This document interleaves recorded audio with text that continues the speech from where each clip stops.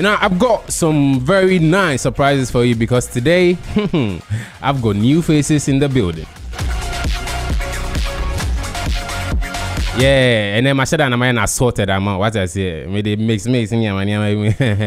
When you Liverpool kakra, no, when you United kakra, what I say.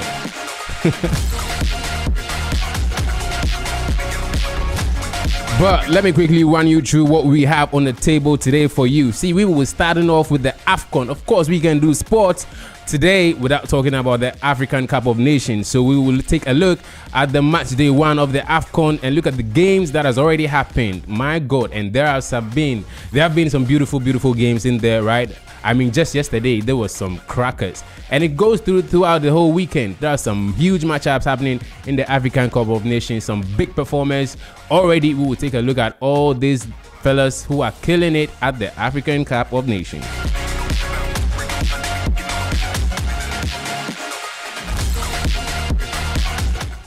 Still on the AFCON, we will talk about this new change in when the AFCON is going to be held, and that is now the CAF, has said that they will be holding the AFCON every 4 years instead of 2 years. We will bring you reactions from some managers of some African countries, and then we will bring you our very own reaction. What we think about it and what.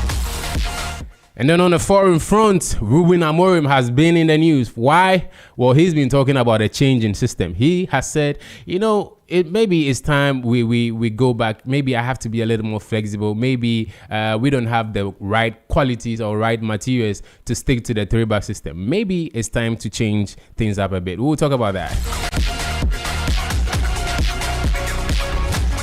And then in the transfer market, a lot is going on. Our very own Antoine Semenyo has been in the news for some clubs that he's looking at joining in the January transfer window. We'll talk about that, and we'll talk about Barcelona. They've also been eyeing a certain African chap who is currently playing in the African Cup of Nations. Then to wrap it all up, we will look at the weekend games. We will preview the European games happening this weekend, the EPL. We've got some huge actions happening in the EPL, the German Bundesliga, and then, of course, the African Cup of Nations. There are some big games happening.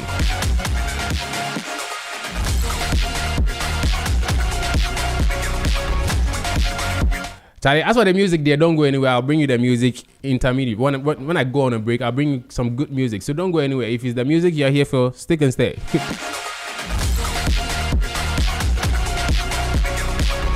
Okay, it's now time for me to introduce my guest this morning. Now, one of them, is a Manchester United fan. I already gave that away. And not only that, is a Manchester United fan. Now, he is a senior, an editor-in-chief, right, at M Sport. Yeah, he knows sports, basically, is what I'm saying, right? He's a writer. He's been writing about sports a long time. And his name, ladies and gentlemen, is Kelvin Atta Aminyampo. Now, this man has a lot of goodies for you and me this morning.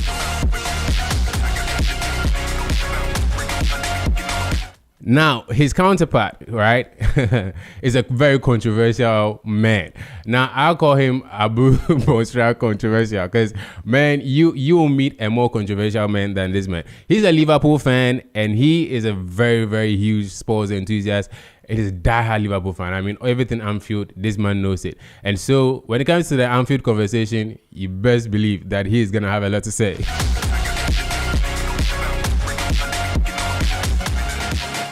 Now, this man goes by Michael Abu Bonsra, and these two gentlemen are the people I will be doing this show. Good morning. How are you doing? Good morning, bro. We are fine. Yourself? I'm doing fine. That's wonderful. You look great, bruh. Thank you. The sexiest man alive. What did you expect? Oh my God, United fans, and their mouth. Okay, well, I'm glad to have you in the studio with me. Thank you, bro. It's your first time here. Yeah. How are you liking it so far? I think the ambience and everything is beautiful. I'm happy to be here. Yeah. And hopefully we can do this. Nice. So that was the voice of Kelvin Atta Aminyampo you just said. Now, Abu Bonsra, you are the controversial one. How are you feeling, my brother? Feeling controversially fine. It's about to go down. It's about to go down, yeah? Yes. I love that energy. Okay, so now that I've touch base with you two. Let's delve straight in, right? To start us off with the African Cup of Nations. First, let me get your thoughts. How have you enjoyed the competition so far? Well, it's a tournament whereby the whole world comes to a standstill to watch Africa. And it is something that you will find something new to talk about each and every day. Let's talk about the football technicalities. Let's talk about the tackles. Let's talk about the goals. Let's talk about everything that is going on AFCON. The surprises, the defense mechanism, the attack mechanisms, and everything in place. And I believe that this AFCON has risen to its expectation, but that of Ivory Coast was much more entertaining. But this AFCON, you are seeing the technicalities involved in most of the countries playing AFCON. And so far, so good. It's nice. It's interesting. It's interesting. Looking at how big teams are struggling.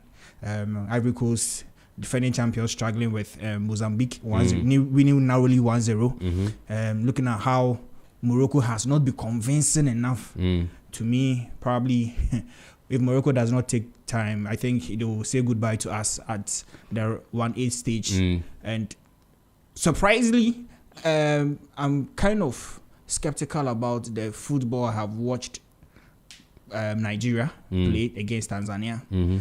You see that they have the squad, but the individual brilliance is what is taking Nigeria to where they are now. They are not playing together as a team. And it's kind of, shall I say, crazy or interesting? Because we'll go into details. Sure, I just wanted your quick feelings about the competition so far. Kelvin, let me hear from you. What do you feel? How do you feel about the match day one games you've seen at the AFCON so far? I think so far so good. The 65th, edition of the AFCON has been great. If you ask me, this is the first time that we are playing this competition this time of the year.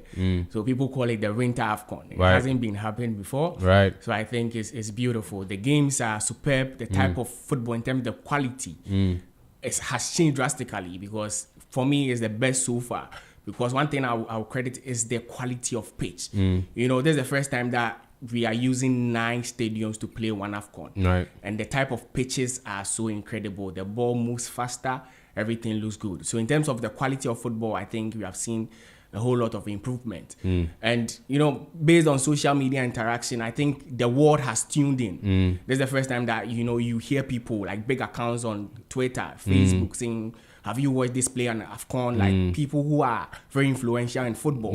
Like they are talking about AFCON. So I think the best is yet to come, but so far so good. So far so good. And you made a good point about the quality of stadia we've seen so far. I mean, according to the climate, it rains a lot in a lot of these games, but you wouldn't even notice. Okay, if you're watching, you wouldn't even notice that there's been a rainy. The pitch is not soggy. It is not filled with water. It's not water clogged.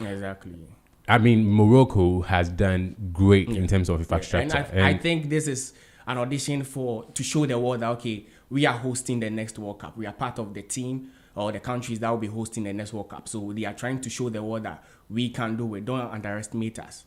So I think that those are some of the things that they are doing, just to show the world that we are capable of hosting the whole World Cup. Right. So, okay, that is what Kelvin has to say about the general feeling he's gotten so far from the match day one games that has happened at the African Cup of Nations taking place in Morocco. Now, let me quickly run you through the way the group standings are looking at the moment before we look at match day one. We'll be taking a look at match day one goals that happened at the tournament, and then we'll bring you the best of those match day one goals and talk about some top performance. The likes of Mohamed Salah have been in the news for his performances. Brahim Diaz, who is playing an African Cup of Nations for the first time, is also in the news. We'll bring you all the talk about these players. But first, let me run you through the groups, right? So Group A has Morocco on 4 points. They are top of the table. Morocco is on 4 points. Mali follows closely by in second place with 2 points, right? And Zambia also on 2 points is third. And then Comoros finishes Group A with on fourth place with 1 point.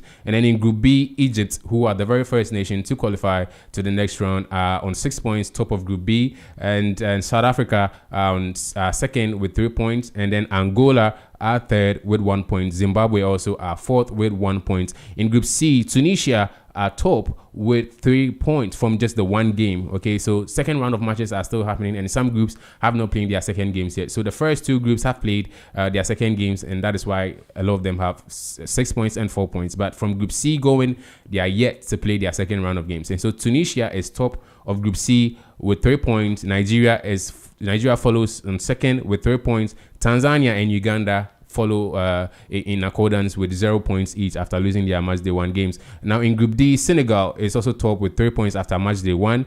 DR Congo follows also with 3 points. Benin and Botswana make the rest of that group with 0 points each. Group E has Algeria leading the group with 3 points. Burkina Faso also follows closely with 3 points. Equatorial Guinea and Sudan are following closely with 0 points each after losing their match day 1 games. And then so basically that's Group E. And then Group F, finally, the last group at the AFCON, Ivory Coast leads with 3 points, and then Cameroon also leads with 3 points, and then Gabon and Mozambique follow closely with 0 points each. So that is how the group standings look at the 2025 African Cup of Nations that is currently being played in Morocco. Now, if my video collage of the match day 1 goals is ready, let's take a look at the match day 1 goals that has been happening that's happened at the AFCON, and then talk about the best so far and the top performance. Now, that is to say that if you're streaming live on Facebook, you get to see these goals. But if you're listening to me on your radio set or online,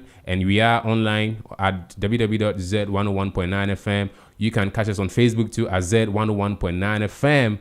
Then you get to, well, if you're listening to me, you get to hear the ambience, you get to hear the orgy of these beautiful goals. But if you're streaming on Facebook, you get to see it for yourself, because we'll be playing those videos on Facebook. So if that video is ready, let's take a look at the match day 1 goals that has happened so far at the competition. And I have to tell you, personally, I have some personal favorites. Okay, like I could just count from the top of my head and what I just saw. I mean, El Kabi of Olympiacos from Morocco, that overhead kick against Comoros in the first game was just sublime, right? And then we got Tunisia's Ayoub's goals too was beautiful. But I'm just a jet. Let me go straight to my guest, gentlemen. You've seen the top goals or all the goals from match day 1 in the competition so far. Which one caught your eye? Let me start with you, Kelvin.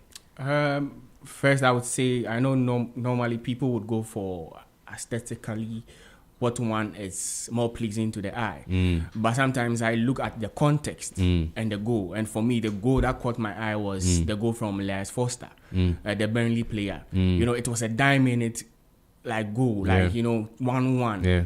Against Angola. Exactly. The goal actually won them the game. Yeah. It wasn't just a goal that it adds to other goals. It was the goal that actually won them the game. Yeah. And if you look at how he placed the ball, the goalkeeper could, he felt like he could actually, keep the ball from going inside. But you can't, because if you try, you might actually maybe break a rib or two. Because I think that was a proper striker's finish. I tell you how he placed, how he angled and he placed, and the ball to go in at that minute. For me, I think that was the best goal for me. I see the point you're making. I think it was a great goal too by Lau. Michael. Yeah. Which goal caught your eye? El Kabi. That goal was the scissor kick. The scissor kick. You have to be a perfectionist to do that whilst you are leading by a goal to 0 against Comoros, and so much expectation coming from the host nation, and to put out that performance is mind blowing. The ball just comes from the left side, from the right side. He just turns his head, regardless of the risk he's going to take. It was like, this is the kind of feeling you will be like, I would die for my country. I would die for my country. That's it. He was so spot on, the technique involved. Yeah. And honestly, any keeper in this world who could have saved that particular scissor kick will end up in the hospital.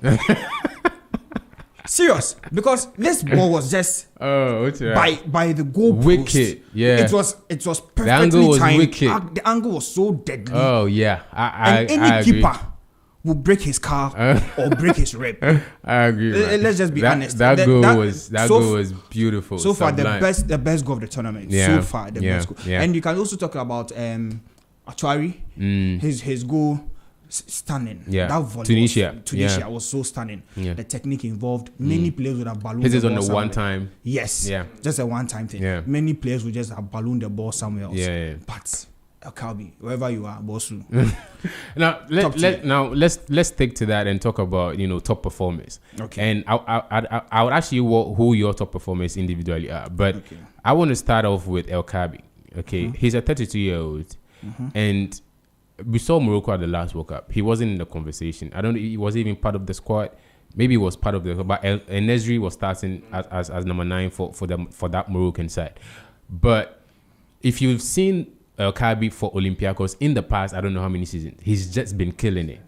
He's been consistently killing it, and he might be 32 years, but at the moment, currently, he's got 14 goals and 2 assists in 16 games for Olympiacos. That's some crazy numbers. Okay.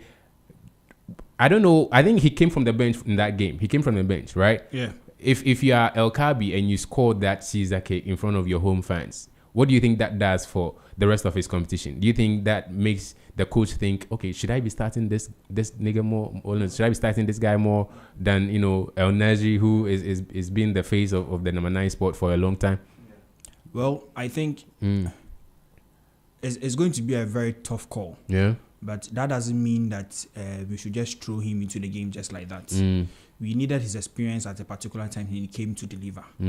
The coach should just take a firm decision and continue to play a Nasri at the number 9 position. Yeah, and you think so? Yes, he should continue. Because I mean, yesterday Morocco drew their game against Mali. It was a 1-1 draw, and already some fans have been talking about the manager and his tactics. Right? Mali, it's not apparently a lot of the talk has been that he's stuck in his World Cup top performing side. He's stuck in his old ways. Like apparently the Moroccan team is supposed to be in a transition phase. Okay, they're supposed to be moving on from that squad that went far in the World Cup. But people are accusing the manager of being stuck with those players and those old team. So a lot of people are making the case for the likes of El Kalbi to be starting because over energy. But Michael, you are saying that Energy should be keeping the starting spot over El Kalbi, even when the form and pretty much everything else says otherwise.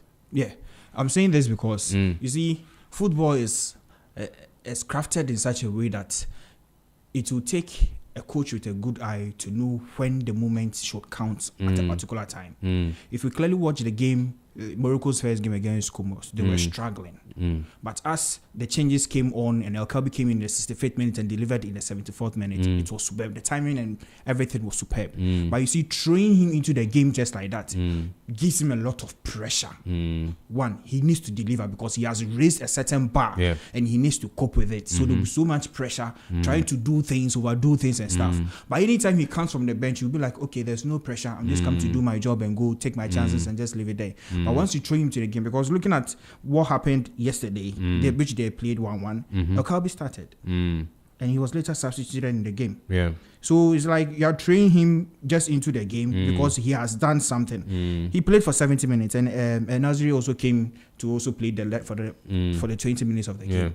So probably I think he should be a super sub in that team.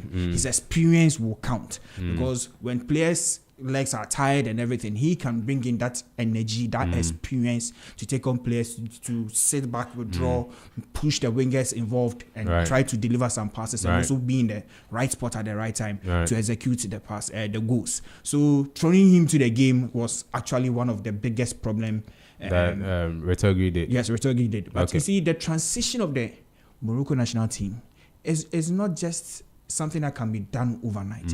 It should take time. They shouldn't put so much pressure upon themselves. Of course, they've risen the bar so high to the extent that they have to cope with it. But it's just one step at a time. That will be able to help them adjust firmly. Because if you do something and you rush into it, you see that for the next tournament, you are going to do something, all hopes will be on you, then you will find it difficult. A typical example is what happened to Ghana Blaster. Our transition was so poor. We were in a hurry to transition and we failed. And look at where we are. We couldn't even qualify for AFCON.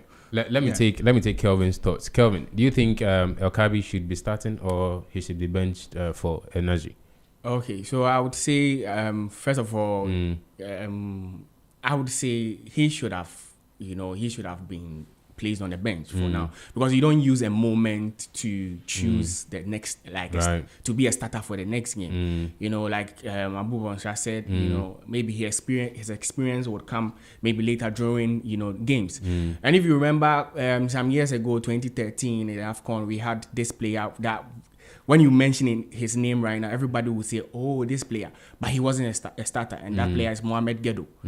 Everybody remembers him for what he did. But he was a substitute. He only played for 76 minutes the whole tournament. But whenever he came, he scored a goal. Maybe people like that, those are how they are built. Mostly impact substitutes. Exactly. Yeah. That's how they are supposed to play. Right. You know? So for that, in terms of experience, me personally, I think he's a much better box striker than El Nasri.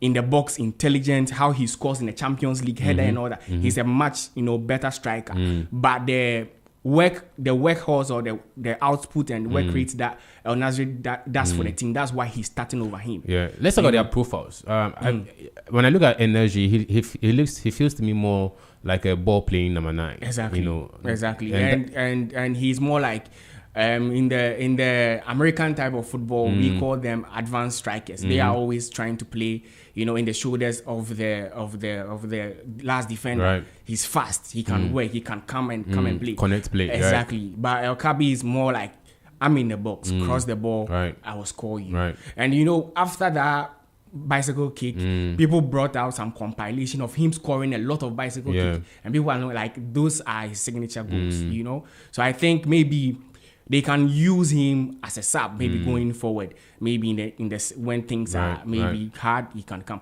Aston Villa had this player called Coutinho. You know, back then he was very lanky, very tall. When they want a goal, that's when they bring him in, just to cross in the box, and he can head. So maybe going forward, that's how. Yesterday they gave him his chance. You know, he did not, you know, show up like that. So maybe going forward, they can stick to him being a sub. Okay. Now. Okay. Now let's talk about top performers. Okay, I started off with El Kabi obviously because he scored, and I think he's been in great form for Olympiacos and all that. But in the context of just this tournament, of just this African Cup of Nations, let's talk about top performance so far for both of you in this tournament. Now, top performers usually are, you know, your top goal scorers when we talk about these things. So your top scorers so far in the competition are Elias Achuri of Copenhagen, who plays for Tunisia. He's on 2 goals.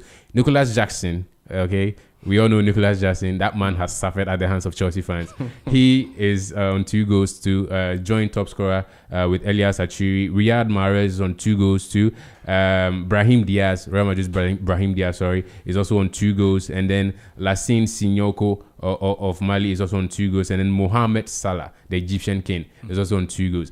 Basically, these are the top scorers so far at the competition. Top assist makers, we can talk about Alex Iwobi. Alex Iwobi has 2 assists so far. Everybody else has 1 assist. That's Brian Mbeumo, Lyle Foster, the list goes on. But if you want to pick your top performers, not based on goals and stats, you can do that. But so far, let me just put a question out there. Who has been your top performer so far in the competition?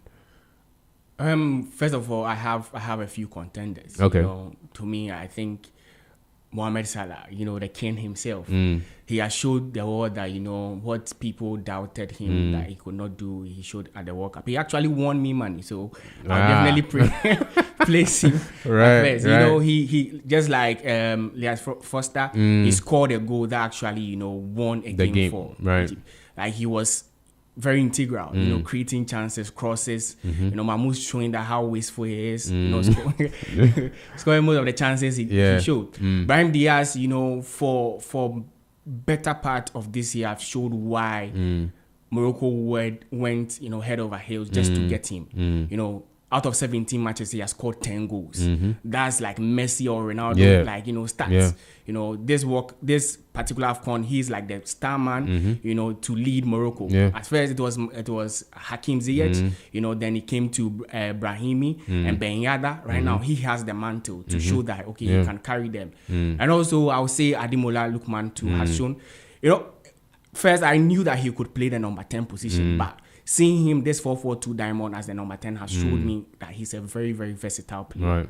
So I think these are and also Alexander Chuka Iwobi. To me, I would say he is my top performer this AFCON. Right. Because to play the first match in the AFCON, give 2 assists, 6 key passes in one game, 3 tackles in one game, he has shown that, he's very versatile.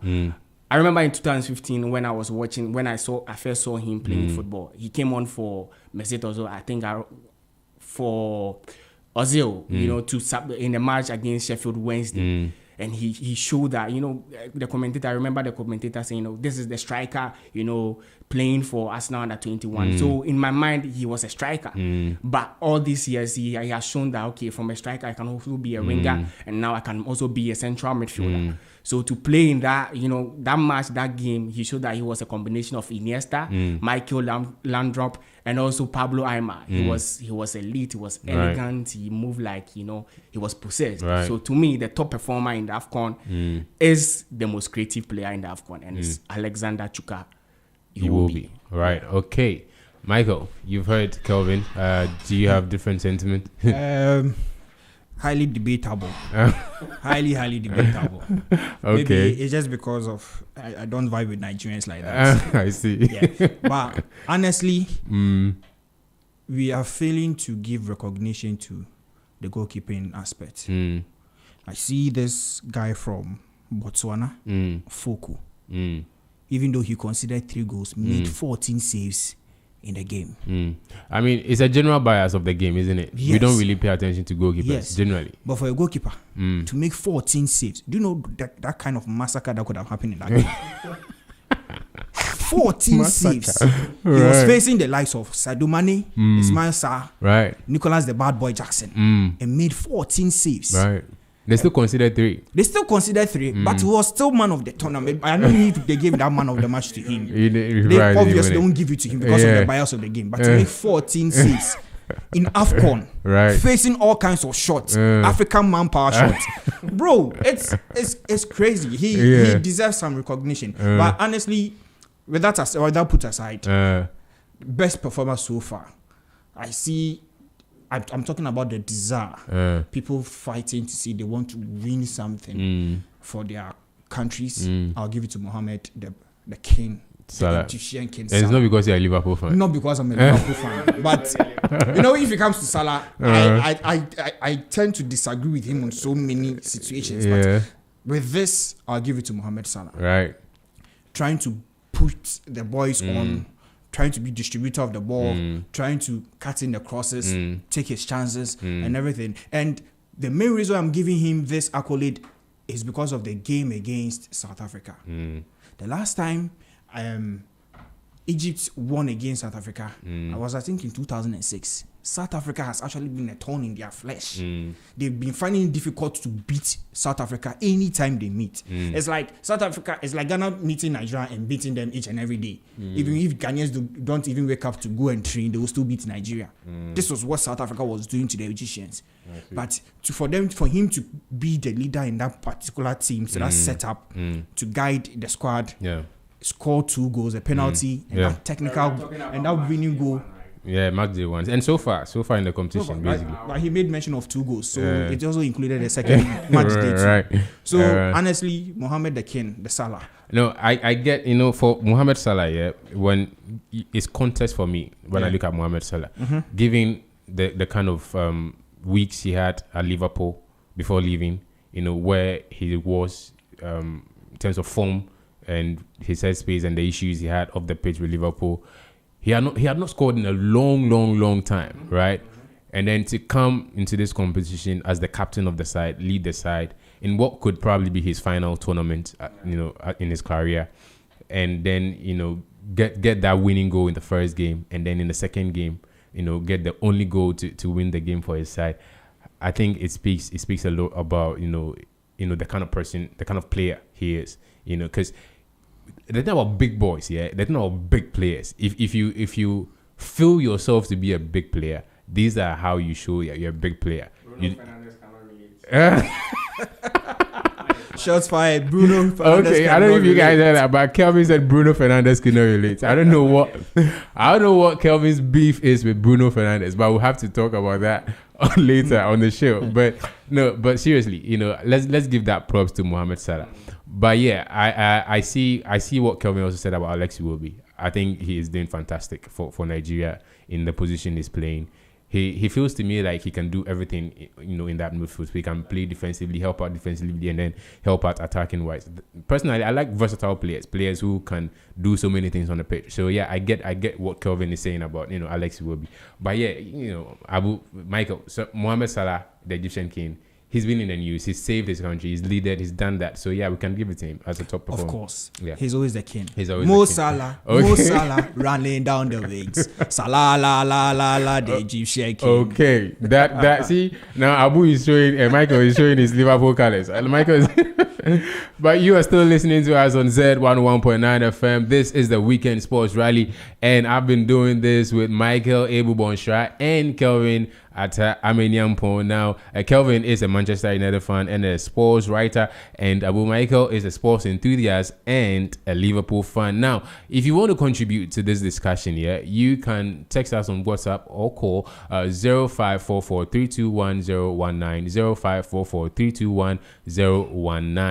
It's a WhatsApp number. You can text on WhatsApp or you can call that line. And we are also streaming on Facebook. I've already mentioned that we are streaming on Facebook. We are live on Facebook at Z101.9 FM. So you can drop your comments on the Facebook link.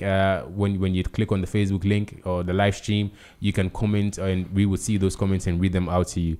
We have spoken about the African Cup of Nations so far and the top performance, and then the match day one goals. You've seen the match day one goals, and we have picked up our favorite goals so far and the players who have so far impressed us at the ongoing African Cup of Nations. Now, we are going to move on now and change the subject, but only slightly, because we are still going to be sticking to African Cup of Nations, but just a little twist. Now, guys, CAF President Motepe, the South African, he announced that the African Cup of Nations will now be held every 4 years, starting from 2028, okay? From 2028, that is next 2 years. I mean, we are virtually in the new year. So next 2 years, when the African Cup of Nations happens, then on every other version or every other cycle will be played every 4 years, just like the World Cup, right? And it has made waves, obviously, for obvious reasons, because previously it's every 2 years that the AFCON was held, right? But now they are telling us from 2028, the African Cup of Nations will be played every 4 years. And the Mali manager who currently is leading the Mali side at the African Cup of Nations, Saintford, right? A man whom Ghanaians know very well because he's already confessed his love for the Ghana job and for Ghana, and he spoke about the change in the number of years the AFCON will take place, and he has said that he doesn't think it's a good thing for African football, and that if the motivation were coming from Africans or if the decision were coming from Africans, he wouldn't have had a problem with it, but it feels like the decision is coming from so-called top executives in Europe, right? So, but we have the audio. Let's listen to what Mali manager Saintford has said about the change and how frequent the AFCON is going to be taking place from 2 years currently to 4 years, and then let's talk about that after. He's also shocked, I see, but I'm also very shocked with it. I'm very disappointed. 1957 was the first AFCON, and since that period, every 2 years there was AFCON. And it's the pride of African football, the best players from Africa who perform all the big clubs in Europe who come together, the celebrations of the fans, the honor and the glory of African football, and to take it away and to go to every 4 years. I could understand if it was a question from Africa, if it was a request for any reason needed by the African players, the African federations, or even CAF, but it's all instructed by the big people in UEFA, the big clubs from the 5 leagues in Europe, and also by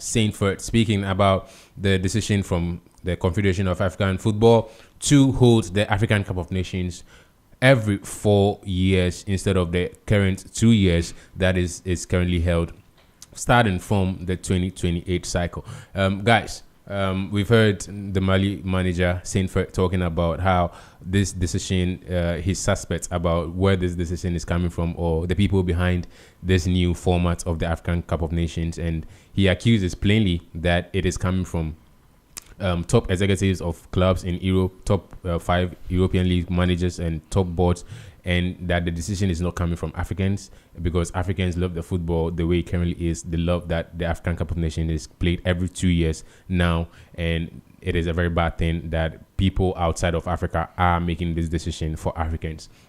Now, strangely, just yesterday, after South Africa's game against Egypt, Hugo Broos, who is the manager of South Africa, was asked about the same issue, and he had quite a different take. Now, because it happened just after the game, I cannot get the audio for the show, but I listened to him, and he said quite something different. He was like, it is a good thing that the AFCON is now going to be played every 4 years, and his reason was it will now give African countries a lot of time to prepare for the World Cup and to focus on the World Cup solely. According to him, with South Africa having qualified for the World Cup, they are currently playing the African Cup of Nations. And so even though they have to be focused on the AFCON, they are still thinking about the World Cup because it's just 6 months away, right? The World Cup will start in June next year, and that is literally like just 6 months away, right? So Hugo Broos, according to him, means that the fact that the AFCON has been changed to every 4 years means that African countries can just, have a lot of time to prepare for the World Cup and hopefully even go further than they have gone in recent years. So what do we think about? Two different thoughts on this new change in the cycle of the African Cup of Nations from 2 years to 4 years. What do we think about it? Michael, let me start with you. You see, Africa, eh? Oh, God. We have a very big problem. Okay. It's like we are rushing to change our own identity, what we stand for. From the days of Issa Hayatou, when he assumed office on 10th March 1988 to 16th March 2017, 29 years and 6 days in power. So far, none of the CAF presidents has met my expectations of what Issa Hayatou did. Patrice Motsepe, wherever he is, I don't know what to say, but I'm a bit disappointed with this particular change. AFCON is a tournament that we use, even our local base players, when they are even called up to the task, we use to give them opportunities for the bigger European market out there. Now you want to change it to 4 years, whatever the factors are. But you should also consider certain things that binds us together as one people. It is not just football. It's not just AFCON. But for us, for the entire continent to live together as oneness, that is what is important for us. And we cannot deny the fact that AFCON is doing a great job in keeping this African continent together. One, we are going to find it difficult trying to export our locally based players to give the opportunity to play at AFCON, to let people know that African football is actually there. We are going to, even though it's going to be an opportunity for people to hear that when is AFCON going to be played and all kinds of stuff. Yeah, that was the point. One of the points that those who are for this new change are making, that when it keeps happening every 2 years, it's just too frequent. Yeah, it takes away from the nostalgia that people should have for the AFCON. The people have to miss the AFCON, but when it happens every 2 years, it's just people just get used to it, and it takes away them from the magic that you're supposed to get from missing the AFCON, right? That's one of the points. And then look, Michael, as a European football fan follower, that AFCON is a problem for European clubs, right? For obvious reasons, we know. But Mohamed Salah. No, but I'm just making that point that it's also a problem. It's a fact. It's a fact that this is a problem for them. Mohamed Salah is not in the Liverpool team now. Amad Diallo is not in the Manchester United team. A lot of European players. Brahim Diaz is not in the Real Madrid team. And this has been a problem for European clubs. Who cares? Generally, they've not liked. No, I'm just saying they've not liked it. They've not liked the fact that every 2 years they have to lose their players mid-season, to African Cup of Nations, and that has been a problem. And look, there's also the marketing and viewing aspect. Okay. people have made the argument that when the AFCON is being held side by side the European games, the competition between, you know, what people are going to be watched, what the audience are going to be watching, okay? Because if there's an AFCON game happening at maybe 7 p.m. in the night, and a Manchester United versus Newcastle game is also happening at that time, people have to, you get to split the audience between the two games. Meanwhile, if you hold it in a time where European football, club football is not happening, you get to, you know, have all this audience to yourself, and they don't get to choose between viewing the European games or the African Cup of Nations games. So I'm just giving you the pros and the arguments that people have made for the change, okay? And then you can also argue your against points. So yeah, you can go ahead. Giving all these points, you think it's still the wrong decision? This decision to go by 4 years is not by any stakeholders engagement meeting that has gone at CAF level. This is just European influence. It's something that... So you agree with the Mali manager? Which you just confirmed. It's just European influence, because releasing players to come and participate in an African tournament becomes a big problem. Yeah. But that shouldn't be the case. Okay. These people are who they are because of where they come from. And even though you are playing another pivotal role in their football career, but it started from somewhere. You cannot take the basic out of it. Okay. And I'm much more concerned in such a way that we are just giving up so easily that we are missing our own identity. And I 100% agree with the Malian coach. And he was just so spot on. There's nothing special that has gone behind the scenes to let Patrice Motsepe be like, okay, so due to this we have changed also. Due to this, we have also recognized that this is what is going to happen where if we play it 4 years. Now listen, AFCON give opportunities every 2 years for developing countries in Africa to get infrastructure developments. So there'll be consistently rapid growth in most of the African countries who want to participate in hosting AFCON. Look at Ghana, look at Nigeria, look at Morocco, look at Senegal. How many African countries can we proudly boast that they have about 10 infrastructural stadiums that are like are in good conditions, up to standard and everything. Yeah. It's just an opportunity for another African country to try to develop its sports infrastructure capacities and everything. I get that point. Right. But right now, you are going to deny it. And since you are going to deny it, we will not be able to have multiple countries like how World Cup is going to be played. It's played around Mexico, US, and Canada. I just hope that one day Africa will grow beyond that. One day African leadership will come to the extent that we are paying players more than European standards, so that we will homegrown our own players and rather invite European players to come to Africa to come and participate in our local leagues. That seems like a very fairy tale. But but to finish with this discussion, it's a big blow to African football because one, we are going to miss a lot of talents. Unless probably we are trying. It's also an opportunity for football people. Let me put it that way: football people or football agents, to come here directly to exploit them one after the other and all what have you. But this exploitation must actually be something that, even if it's going to be encouraged, there has to be measures attached to it. So going forward, it's a big blow to African football, honestly. Right. Okay. We are not going to look at the beautiful ladies who will come to the stadium. You have to wait for 4 years. Come on. So Michael thinks it's a problem. Kelvin, let me take your thoughts on this new change in when the AFCON is going to be held. First of all, I would say I actually, understand the sentiments and emotions from Coach Tom and also my brother Mike Abubansha. As Africans, seeing such a competition, going to, at least that's the mentality. But someone who is also a builder and also a CEO for Metric Sports Africa, I understand the business side of it. Logically and realistically, if I give you time to prepare for an exam, I give you 4 minutes to prepare for an exams, and I also give another person 2 minutes to prepare for an exams. Probability that the person who had 4 minutes will have better, output. Here's quality over quantity for me. And I feel I would side with the new, format, with the new decision. Why? Because I think this is Africa, trying to modernize and also maximize economic structure or maximize money when it comes to football. AFCON 2 years every time. AFCON and also was different from Euros. Euros is played 4 years every time. Copa America is 4 years, and the World Cup is 4 years. So this is just a hard reset of AFCON also aligning with the top continental competitions in the world. This is not like something that they are saying Europeans are influenced. The Europeans are doing it. The South Americans are doing it. So what's wrong if Africans are also about to do it? And in 2027, the AFCON will be hosted between Tanzania, Kenya, and Uganda.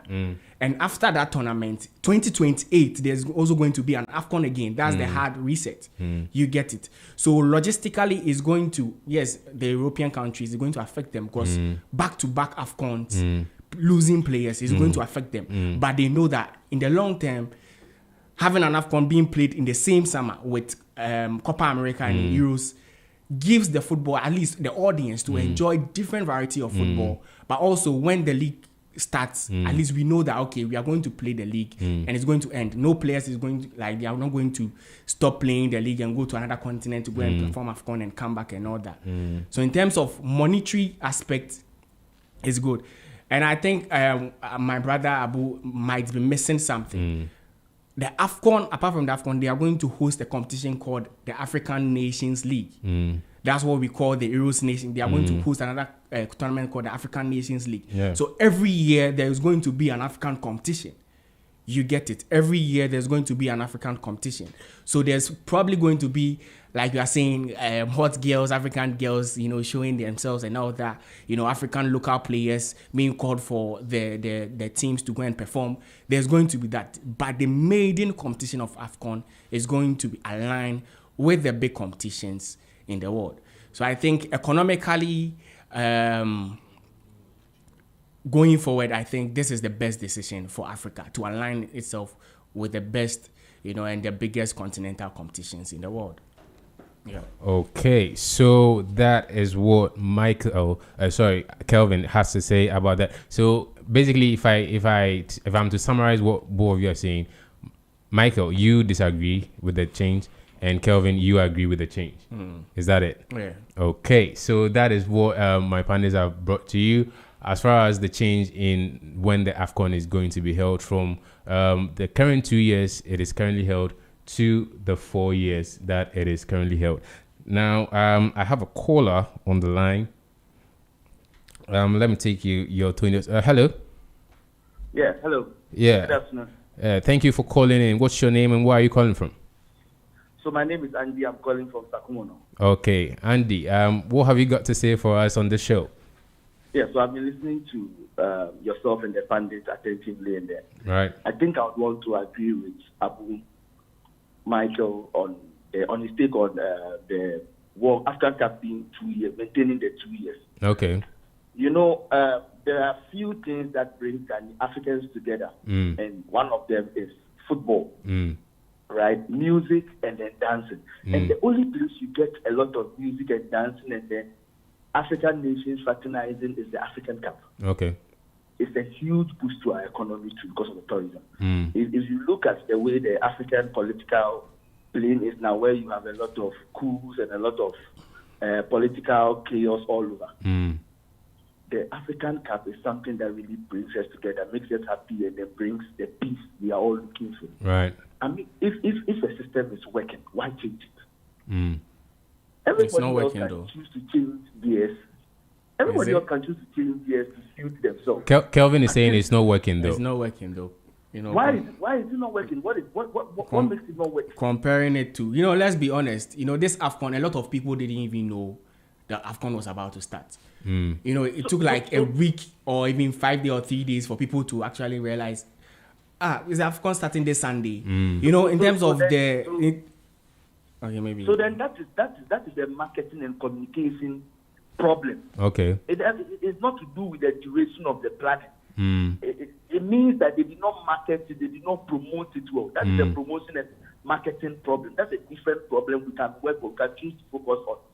but the timing of the games should not change, because you realize that it is one of the few ways for our African teams to actually play together, to gel together before they actually go to the World Cup. Our African teams hardly get time to play with themselves. So you realize that most of the African players are playing outside Africa. So we don't get the time to actually play together to get proper. No, I think that's a solid point. No. If there weren't like Andy, wait. Kelvin wants to interject a bit. If there weren't like measures made in between that 4 years, then I would have agreed with you. But within that 4 years, there's going to be African Nations League. So what you are saying about the tourism and playing together, there's still going to be that each year. But the grand or the maiden competition as AFCON is going to be held 4 years apart. But each year, there's going to be competitions between African teams. Kelvin? And that is also going to give us the problem the Europeans have of players playing too many games in a football season. We are seeing a lot of young players having ACL problems and all the other sports playing a lot of games in a season. Let's not give ourselves problems when we don't need to have those problems. Let's go the simple African way and it works for us. It's true. No, Kelvin, you have to admit, the Nations League, the UEFA Nations League, has been criticized for it being a very redundant tournament. Like, people say, what's the point of the UEFA Nations League? I think that's the point Andy is making, that there are too many games footballers are playing now. Setting up an African Nations League just to fill up that gap and then play the African Cup of Nations 4 years just seems to be too much. Don't you think that's a good point? I think two truths can exist. I think I agree with him when it comes to maybe most of the players being tired or maybe injuries, coming. But like I said, for football, African to align, with football, the world of football or continental football, I think it's a great idea, the AFCON being introduced every 4 years. Because not only is it only 4 years, but it's going to be played at the same time as the Euros, at the same time as the Copa America.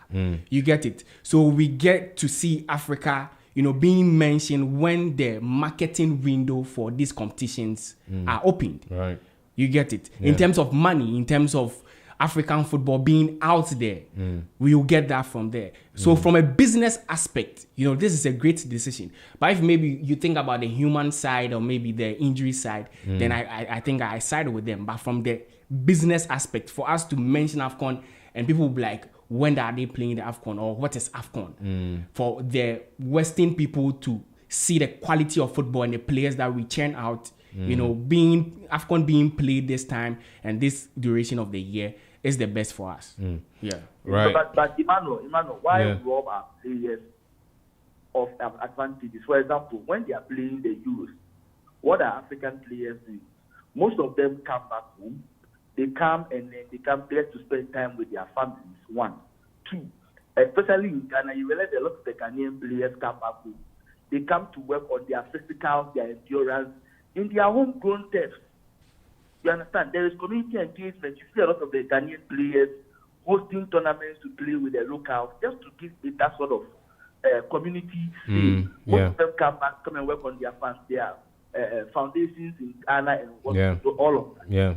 Why rob them of that pressure? So the Europeans too, don't they have families to go to, or have other places to? And you see, if you look at the past 2 years, you have a lot of the top class European players complaining about all these plenty tournaments going on.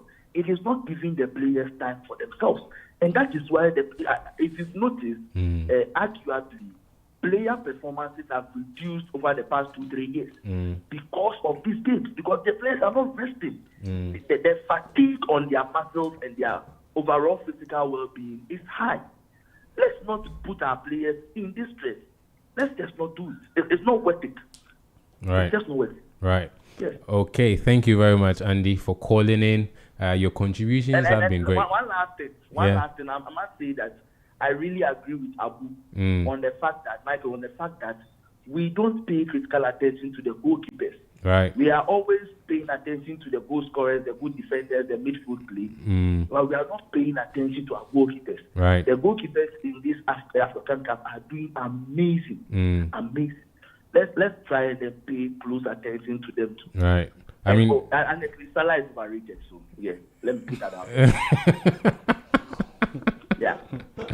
Well, thank you for that wonderful way to sign out, bruh. Thank you for calling in, and I appreciate you calling, bruh. Thank you very much. Right. So you are still listening to us on Z101.9 FM, and this is the Weekend Sports Rally Show, and we've spoken.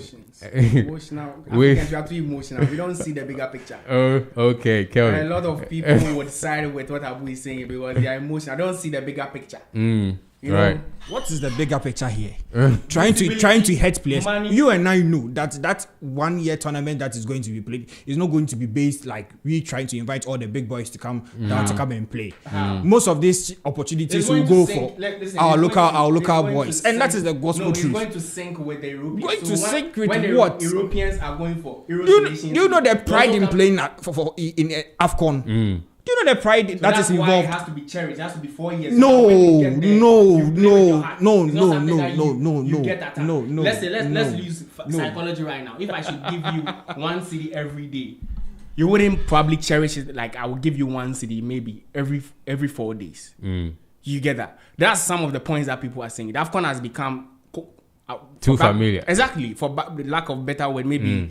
Redundant because every 2 years AFCON. But when it's 4 years, like the World Cup, like the Euros, the enthusiasm, the vibe to play, to see people, AFCON, it will be nice. Yeah. You get it. So to I get the fatigue part, but 4 years is a very long time. So just to, how should I say it? Make sure that people don't miss African football or see the players that are performing. They are going to be African Nations League, where you are going to be playing with most countries like the AFCON, going to other countries, the vibes, the music, the everything. You have it. But the maiden tournament of African Cup of Nations is going to be hosted every 4 years. And economically, it's going to be great for, Africa as a whole. Okay. So per your own analogy, with what you are saying about 2 years, 4 years. Let me ask you this question. Do you think AFCON being played once in every 4 years will gain more income than AFCON being played twice in every 4 years? That's a good question. That's a very good question. Personally, I think it depends. It depends. Personally, it depends. But I would say once for me. Because when people miss something, they do a lot of things to get that thing. They are willing to pay a whole lot of money to be there or to see something. The World Cup, seats and tickets are going for $1,000, sometimes even $5,000 and all that. I bet you if the World Cup was hosted every 2 years, I don't think people would cite it as the most prestigious, football competition in the world. You get it? People are paying, if it is 4 years and they are going to, let's say this AFCON that they are playing in Morocco, it has lost. The first 2 games was so bad that they had to allow free entry. Apparently, I heard that too. Yeah, people were going. Apparently, the Egypt's game was so empty. They had to let people had to go in. So let's say 4 years. I can fill a stadium. Then 2 years, maybe you can fill maybe a quarter of a stadium. Let's do the maths. Who will get more money? Right. You get it. So it doesn't matter. Logically, yes, what you're saying makes sense. But when people miss something or miss a competition, they are willing to do everything. Okay. And it makes the competition very hard because let's say Ghana, the next AFCON you have to play to get there. If you don't win, you have to wait 4 years again to get there. So I think the fierceness or the competitiveness of the tournament might even raise to another higher level. Yeah. If they know that they have this chance. If they don't, probably most of them won't play the next one. You get that? Yeah, that's a good point. Yeah. Okay, gentlemen, I'd like us to wrap up the AFCON discussion now. We've got a lot to talk about in Europe, and our time is fast spent. We are approaching half 12:30. We are approaching 12:30 p.m. That is half an hour to 1 p.m.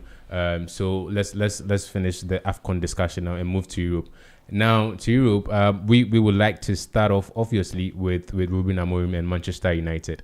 Now, Kelvin, you're a Manchester United fan, so you I'm sure you have a lot to say about this. But Ruben Amorim has been speaking. I think before the Newcastle game, he spoke in his pre-match press conference, and he said, because of when he looks at the squad he has now, when he looks at the kind of players he has now, it feels to him like if he wants to play the perfect 3-4-3 system, 3-back system, Manchester United as a club will have to spend a whole lot of money and buy a whole lot of players, and that just can't happen at the moment. And so now he's starting to feel like, maybe it's time to change the system and try a different formation than the 3-back system. But, don't take it from me. Let's listen to the man himself. Let's listen to Ruben Amorim and what he has to say on the changing system. I think in the future we can change also like I was always talking, and you guys, especially you, about the system. We can play a different way to take more quality from these players, because I have the feeling that if we have to play a perfect 3-4-3, we need to spend a lot of money and we need time. So I'm starting to understand that is not going to happen. So maybe I have to adapt. But talking about the winger position, is to playing with Ahmad is completely different. Imagine if we have a different character with the right foot, like Ahmad, in the other side. So you can be more aggressive. You can change the way you play completely with the same system. Okay, that was the manager, Ruben Amorim, Manchester United boss, speaking about the fact that he's now just realizing. And you see, that's the part that is killing me. This man has been in charge how long now? And he's saying that he's now just coming to the realization that it is probably necessary for him to, change the formation. For him to change the formation and the system of play, because if he wants to play the perfect 3-4-3 system that he's so used to, that he so loves, Manchester United as a club would have to spend a whole lot of money to buy players and all of that. And so now he's open to changing the 3-back system. Kelvin, let me start off with you because you are the United fan. All right, so what do you think about your manager's words? My favorite futurist and business, one of the biggest businessmen in the world, Alvin Toffler made this quote, He said, in the 21st century, the illiterate won't be the one who can't read or write. It's going to be the one who can't learn, unlearn, and relearn. Kaish, philosophical. If you are being honest, philosophical. Ruben Amorim is a football illiterate, if I'm being honest. We had a football illiterate managing Manchester United, one of the biggest, if not the biggest club in England. Oh, you had a whole year. You had a whole year to plan. Every single time you were losing. Tactically, we have something called underload. Underload is when you have little, players in a particular position or in a particular part of the field. Your formation demanded workhorses when it comes to the midfield. You know that you don't have such profiles in your team. Even we, the fans that we are sitting outside, are telling you we don't have the players now. So right now, what can you do? Adjust, learn, change. Your style of play or your principles can be maintained, but the formation can change. He said that even the Pope cannot. Even the Pope cannot even change his mind. And we kept on losing and losing and losing. Just last 2 days, he came that if he, based on what he has learned so far, if he was given the chance again to start over, he would change 75% of what he did last season again. Meaning so we have an intern learning on job on Manchester, an intern learning on the job so that you can. Oh Jesus Christ! Ruben Amorim. Oh God. Doesn't deserve to coach Manchester United in the first place. Should he be sacked? 1000%. He should have been. If he was in Real Madrid, he would have been jailed by now, not given sack. I know Marka will be writing an article right now about how we should execute him and all that, you know. But for him to still be in the job of Manchester United, I want to see the God that he serves, because I want to also worship that God. Well, you can do this bad in our jobs and still keep our jobs, then I think I need to see. Right. You know, let's be honest. In terms of tactics, he lacked a lot of things. You know, some of the great managers, you know, most of them had their style of play, their systems. But when they came to the EPL, you know, there's where most of the coaches are always learning. So you also have to tweak things. Even Pep Guardiola, at some season he was playing 3-back, at some season 4-back, at some season 1-top. Always Pep Guardiola has changed a lot over the years. Antonio Conte, when he came, he changed to a 4-back system. You know that no, let me change to a 3-5-2. You know that no, it won't work. And 3-4-3. And because he had someone like Kante, he could do the job, and he changed. Pochettino changed his style of play, his system. But if you come and you say you won't change and you die by your own words or by your own tactics, then it's wrong. So it's good at least he has had a change of mindset. And yesterday, Manchester United played a 4-back system in the first half, and it's the first time that I watched Manchester United without fear. You know, we were possessing the ball. We didn't actually caught the technical side of Newcastle by surprise, because they were surprised. They had to be talking and trying to change things just to accommodate our new system change. Then the second half, when we were winning and the pressure was Ruben Amorim decided to go to a 3-back system again, 5-back. Come and see pressure. Oh, you know, it's funny you should mention that. Yeah, Richard Stakes, a friend of mine who's listening, he's a host there. He's a United fan too, and I spoke with him as at the time that United game was happening yesterday, and it was in the dying minutes of the game, and it was like, bruh, United is gonna kill me. I was like, no, I mean, it's crazy. That second half was crazy. So it was because he changed back to a 3-back system. A 3-back system. A 3-back system. You were playing a system that's working. Maybe there's pressure, but kill off the game. You know, you can get a goal.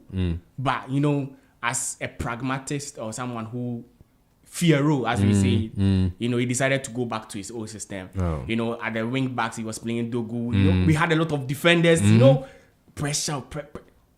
So I think he has a lot to learn. If he's going to go with a 4-back, then I think maybe I can, you know, at least side with him and say, okay, let's see what you can do with the 4-back system. But if he's going to revert back to a 3-back system when the Amad Diallos are back, so you have arguably one of the best creative players as a number 10 in the world, but you decided to play him in a double pivot 2 with a Casemiro.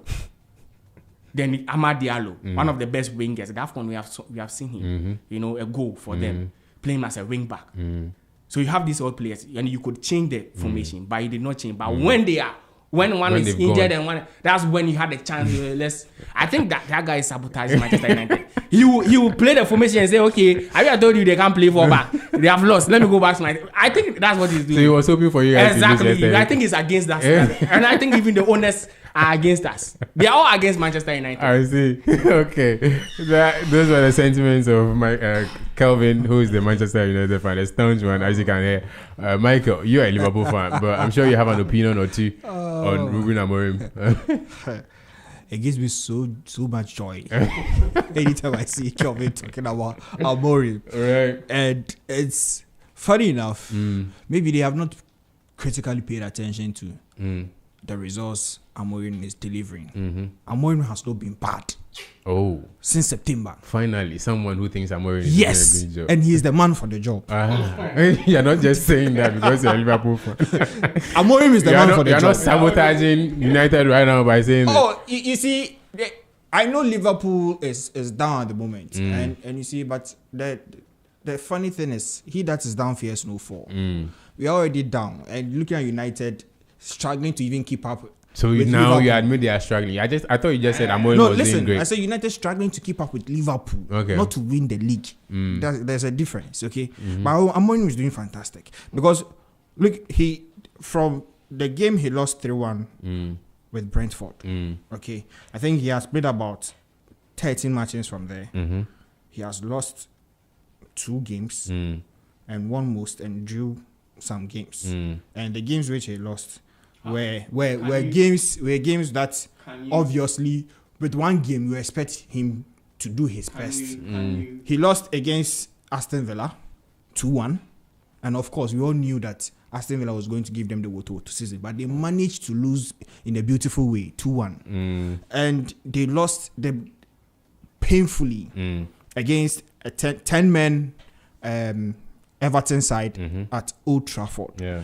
But that game, I realized that... Before you continue, let me say one thing. Yeah? Amorim is actually if you ask me, he's the weapon, fashioned against Manchester United. Just to make sure that we actually dip and sing so much that we can't even talk when elite football clubs are talking. He manages to spread his wings in a way that when let me just say that Manchester United are currently fifth on the EPL table. It's normal. How many points we in between? One loss can take us to 15. So it's just close. That's why. Let me tell you something. Cameron, sorry. No, take your time. All right. So November. November. He won. He played about 4 matches. He won only 1 match. Then he drew and he lost. December. When things are getting strong, he has also won 1 match. So he's giving us one win every month. When things are getting, we give us 1 win. Then do you know what that reminds me of? You take us that reminds me so much of the Manchester United fan who has the Afro on and wants to get a haircut if United manages. That guy might not even. But you see, the stats that doesn't lie.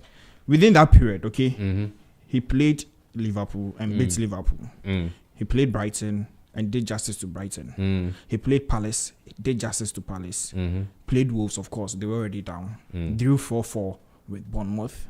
Lost 2-1 to Aston Villa and won 1-0 against Newcastle. He is doing well. He's doing well. Seriously, I wish United are in European sports. What more could they possibly ask for? Of course, he's doing fantastic. He's doing fantastic. I think we can both agree. Kelvin, Amorim is the man for the job. They should just sit somewhere and just allow the man to do his work. It's like they want to influence him. Right. Be patient. Yeah, be patient. It will come good. Okay, let's move on from the Amorim discussion now and talk about the transfer market, right? Oof. So yeah, there's a lot happening in the transfer market. So January, a transfer market will open and clubs can sign players in the January transfer market, albeit temporarily. Already some moves have already happened, and we'll be talking about them. So Endrick of Real Madrid, right? The Brazilian chap, he's moved to Lyon on loan. We'll talk about that particular move and see if we all think it's a good move or it's a bad move. I'll get your opinions on that. But the big one, obviously, that we have to talk about is Antoine Semenyo.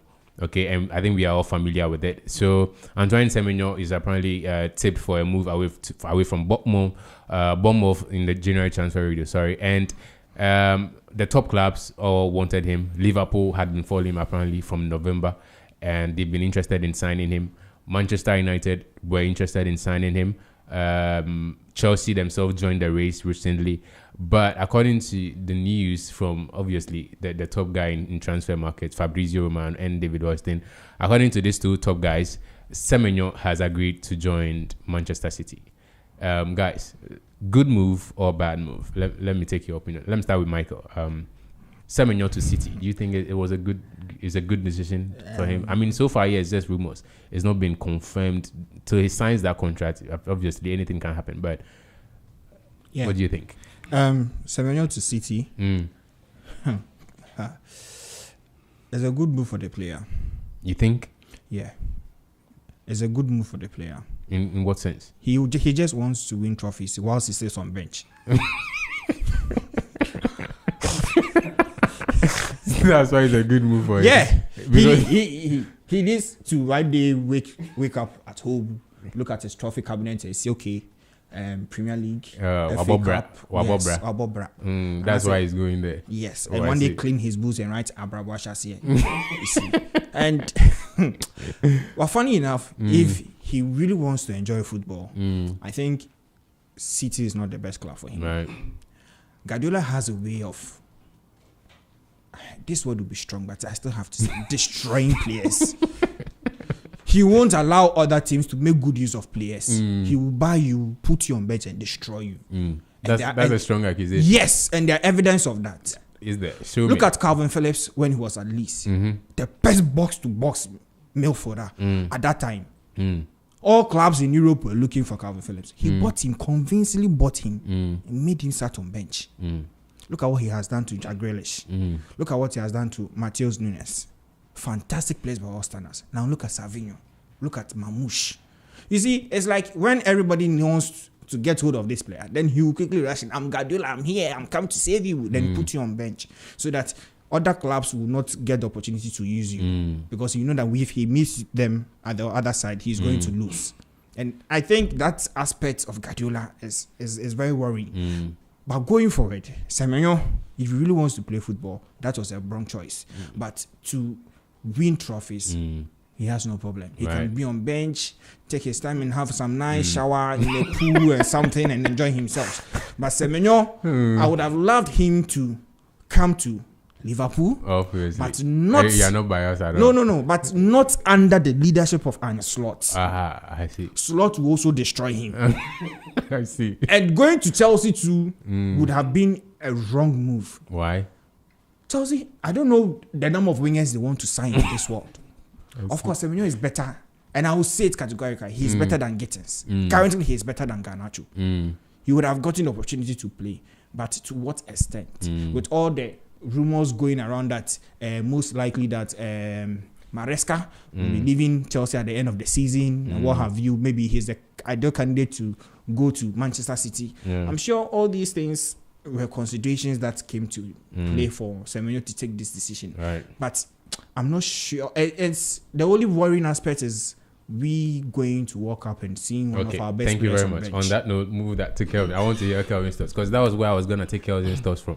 In a World Cup year, do you think Semenyo going to Manchester City, a place where he could possibly be a bench warmer because of the quality and the talent City already have in their ranks? I mean, let's talk about his position alone, right?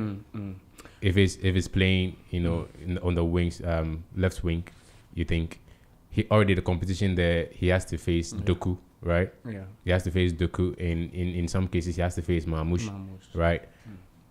Chances are he'll be on the bench. In the World Cup year, do you think it's a wrong move? I think, honestly, I'm someone who, I'm a strong believer on some people who believe in themselves. People who actually know that they can do it. If you believe in yourself, then 100%. If you don't believe in yourself, who will believe in you for you? You get that. Semenyo, personally, has one of the better stats when it comes to ball carries. He averages 3.62 carries per game. Only Doku beats him by only one. So in terms of someone who can beat, powerful, drive people around, he also has an edge over Doku because apart from also being a dribbler or powerful like Doku, he can also score, with his left or right. But I think one thing that maybe, I wasn't in the meeting, but one thing that maybe might have convinced him to sign for Man City was maybe Pep telling him, you can play across the front line. Since Julian Alvarez left. Right. Exactly. He's a player that comes to mind. Exactly. He has played the striker position more than any position that he has played. Before he joined Bournemouth, he was a striker. He has played 78 matches of his career as a striker. Only 62 as a winger. So if you are talking about the positions that he has played throughout his career, then he's a striker. So he can fit in as a right winger, as a left winger, and also as a striker. And we all know Haaland. Haaland hardly plays a season without getting injured. You get it. But here's where I answer your questions. Or your question. Is he a right move when he's going to be playing the World Cup? Personally, I don't think he's going to start straight forward. And I think it's a bad decision for him to go this year. Maybe he could have gone next year, but this year, even when he's playing consistently for club, when it comes to the national team, he hardly even plays well. Much more him sitting on the bench for Man City. So I think it's a wrong move for him for the World Cup year, where you need to play consistently, pick form, then take your form to the World Cup. But if you are going to maybe fight with quality players, like 4 or 3 quality players at the same time, then I think it's a wrong move. If it weren't for City, if it weren't Manchester United, Manchester City, which club do you think would have been best for him? I think Liverpool. Liverpool. Yeah, I think Liverpool would have been a great team for him, because let's be honest, Mohamed Salah is playing his last season, and he can play on the left. He can, and if you are playing ability to ability, what they have done, I think Semenyo is like twice the player of Gakpo. You get it. So if he should go out and compete with Gakpo on the left, he can get that. And Liverpool haven't replaced Luis Diaz too. So I think I would have also wanted him at Manchester United. Who knows? 1 or 2 things. We'll give him the number 7 jersey, take his name outside, Right. Give him real prestige, not the Liverpool and Man City and all that, Okay. Is that going to be under Amorim? You want to destroy an adapter? Okay.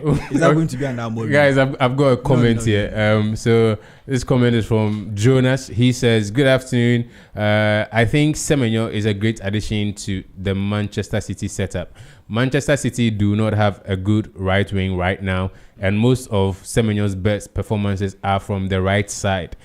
And Semenyo is far better than Oscar Bob and Savinho." So that is what Jonas has said as far as the Semenyo conversation is. When mostly they line up in the formation when they are playing their best, it's Rancheki who plays that right wings. You get that.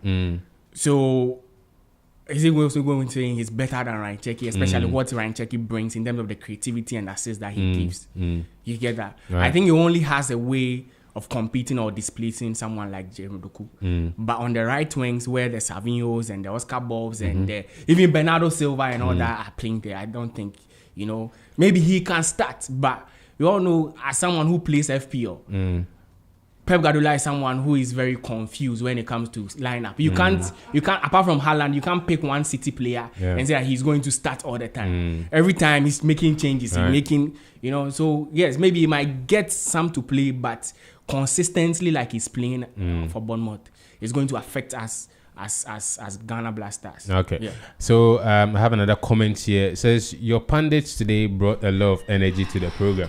We would love to see them next week." Kobe from Kumasi. So thank you very much. My pundits indeed brought a lot of energy, and hopefully they will be here next week. Guys, I'd like us to wrap up and do a preview of the weekend action happening before our time runs. We are currently 8 minutes away from time. So, but Hendrik to Lyon. So Hendrik to Lyon. Just quickly, is it a good move or a bad move? A fantastic move. Yeah. Fantastic move by all standards. Okay. I don't know what is wrong with Real Madrid at the moment, but you see, you guys had so much hopes for Xabi Alonso.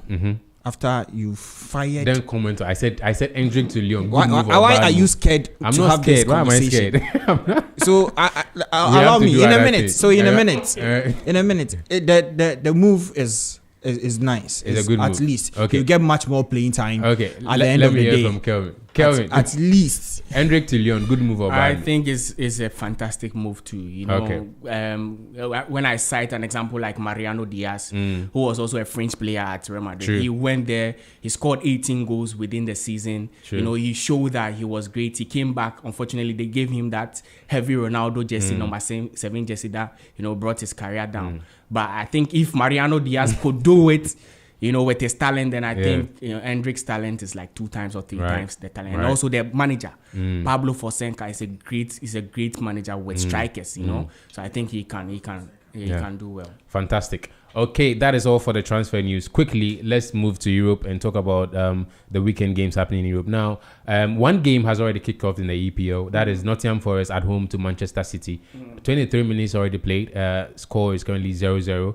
Let me quickly run you through the starting lineup. So for Manchester City, Erling Haaland is striking, obviously. Phil Foden, Bernardo Silva, Ryan Cherki are playing behind. And of course, you mentioned Ryan Cherki plays at the right wing. And if Semenyo goes there, he'll probably be competing with him. Reinders and Gonzalez are the double pivot for Pep Guardiola's side. And then O'Reilly at left back and Vardiol and Ruben Diaz are centre back pairing, and then Nunez is playing right back and Donnarumma is in goal post. And then for Nottingham Forest, that's Sean Dyche, Nottingham Forest, obviously. Igor Jesus, the Brazilian, is starting up front for them. And then Hudson Odoi, whom is linked to a possible nationality switch to Ghana for the World Cup, is playing at the left wing. Gibbs White is the number 10, and then Hutchinson, is the right wing for them, and then Dominguez and Anderson are the double pivot, and then Williams, Murillo, Milenkovic, Savannah, and then Victor is in goal post for them in a 4-2-3-1 system. Currently, City are second, just I think they are 38 points, and then currently it's because they are playing a draw. That's why they are on 38 points. So they've played a game more than Arsenal, who later played today. As the draw stands, is 38 points away from 39, just 1 point difference. Nottingham Forest themselves are just above the relegation zone on 17th with 19 points. So we have a Sondijk side that is currently battling for relegation, right? Against a Pep Guardiola side that wants to win the EPL. Exactly. That this is a very brutal battle. Tough match. What do you think is gonna happen in this game, guys? A very tough match. One team is fighting for their lives, to stay in the EPL, and one also wants to do what they know they can do. That's snatch the EPL from Arsenal. So it's a very tough match. Sondijk came in. He has done a great job so far. The team was sinking after Ange was sacked. Yeah. So I think it's going to be a very dicey game.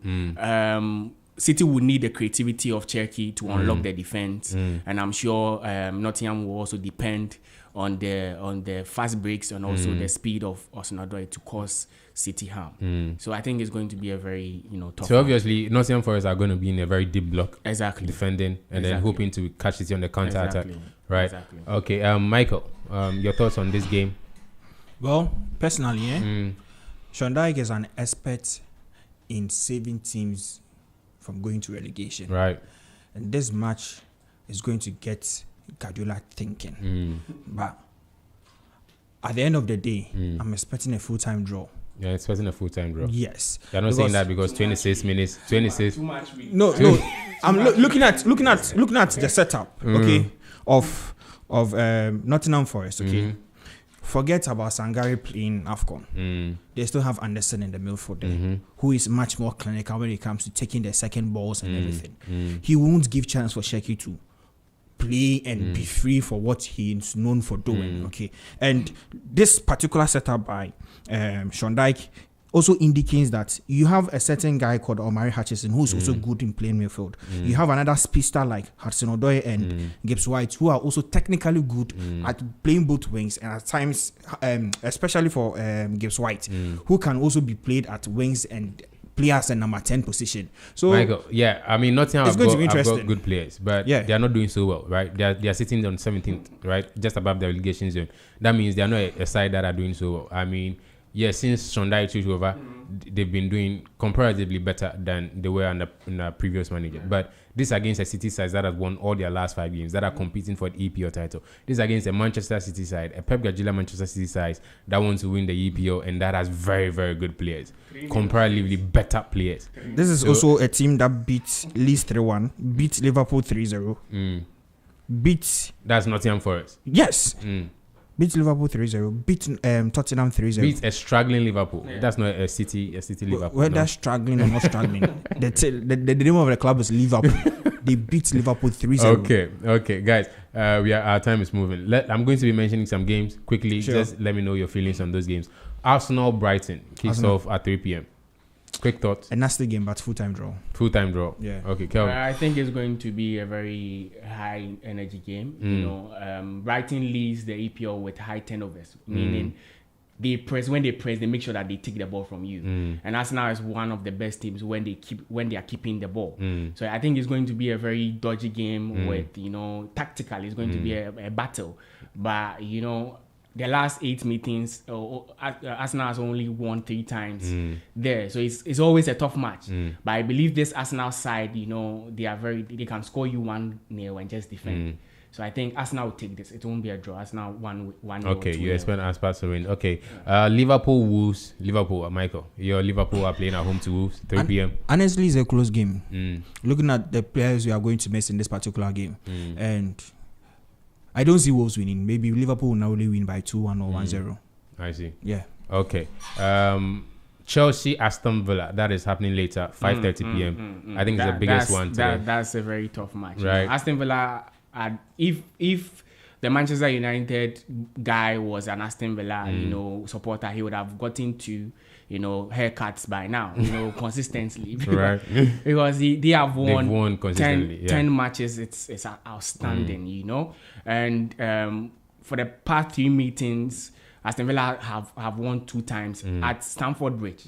So before their form, they were still capable of beating Chelsea when they went there. Yeah.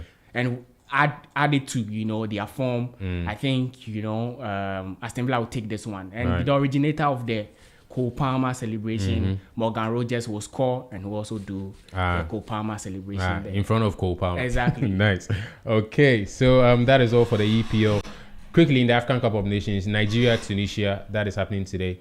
Big one. The god of Tunisia will rise today. Okay. Full against them, I see. Full against. Full against. Nice. Okay, guys. All too soon, we have to wrap up the show. It has been so fantastic having Michael and Kelvin on the show. Thank you guys for making the show. You made it very beautiful. And to you listening to me out there, thank you so much for tuning in to the Weekend Sports Rally Show on ZFM, Z101.9 FM. My name is Emmanuel Kwame Donko, and I did this with Kelvin Ata Amenyampong and Michael Ebubonshra. Thank you guys for coming in, and thank you too for listening to me. I will come your way same time next week. Enjoy the rest of your Saturday and have a sporty afternoon.